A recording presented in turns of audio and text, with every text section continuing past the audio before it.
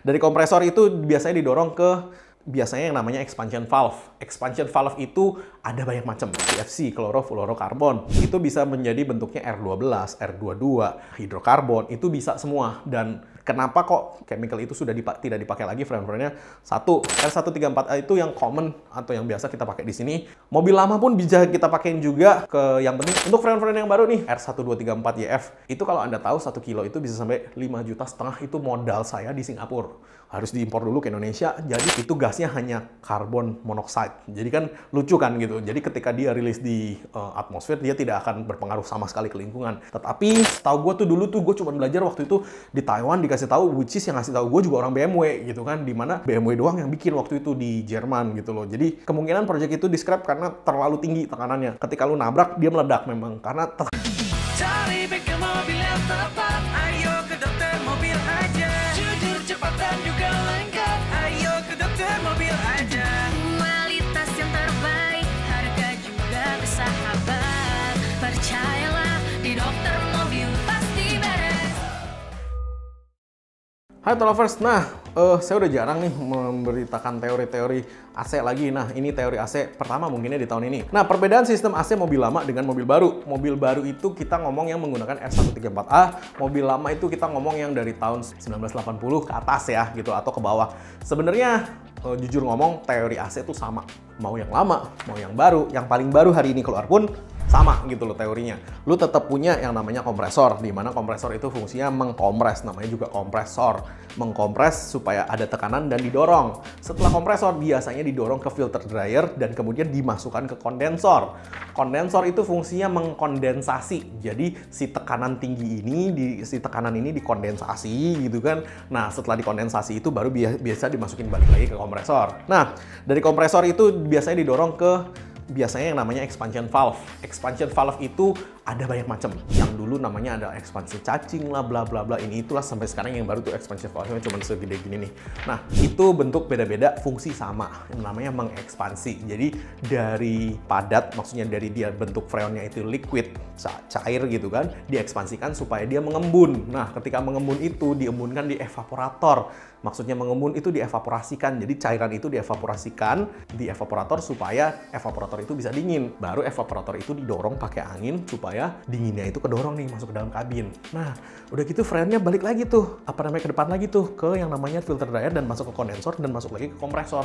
Udah cuma muter-muter gitu doang. Nah, di kondensor ya bagusnya ada kipas, di evaporator juga bagusnya ada kipas. Kan begitu. Nah, perbedaannya adalah yang dulu itu kan belum ditemukan green gas ya. Maksudnya R134A itu belum ditemukan. Nah, mereka pakai yang namanya CFC, klorofluorokarbon. Itu bisa menjadi bentuknya R12, R22, hidrokarbon, itu bisa semua. Dan kenapa kok chemical itu sudah tidak dipakai lagi freon-freonnya? Satu, bisa buat bolong ozon. Dua, kalau dia sampai bocor di dalam, itu beracun bagi manusia ya. Jadi makanya sudah tidak dipakai lagi. Tiga, sebenarnya sih murah banget itu. Jadi jauh lebih murah harganya dan sebenarnya itu juga korosif. Makanya kenapa kalau mobil-mobil lama itu evaporatornya biasanya terbuat dari tembaga. Karena memang dia korosif, kalau dipasangin di aluminium, cepet bolong nih aluminiumnya nih. Ketika bolong, bocor ya, otomatis freon lepas ke atmosfer dan atmosfer bisa bolong. Itu freon lama ya, jadi R12, R22, HC, itu namanya freon-freon lama. Freon baru yang green gas itu namanya R134A, dan yang paling baru itu namanya R1234YF.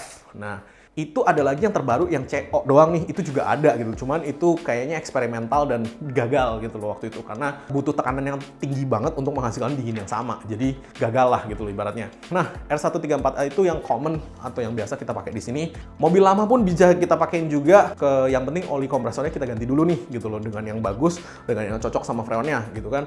Ketika diganti nggak bakal ada efek negatifnya sama sekali dan dia bahkan. Apakah mobil Anda susah nyala? Atau jadi tidak bertenaga? Bawa mobilmu ke dokter mobil. Bengkel spesialis AC dan tune-up nomor 1 di Indonesia. Tune-up Jetlin dari dokter mobil menggunakan mesin berteknologi canggih yang akan menjangkau seluruh part mesin mobil Anda, membersihkan dengan tuntas, membuat performa mobilmu jadi tak terbatas. Rasakan performa mobil Anda jadi garang, reservasikan mobilmu sekarang.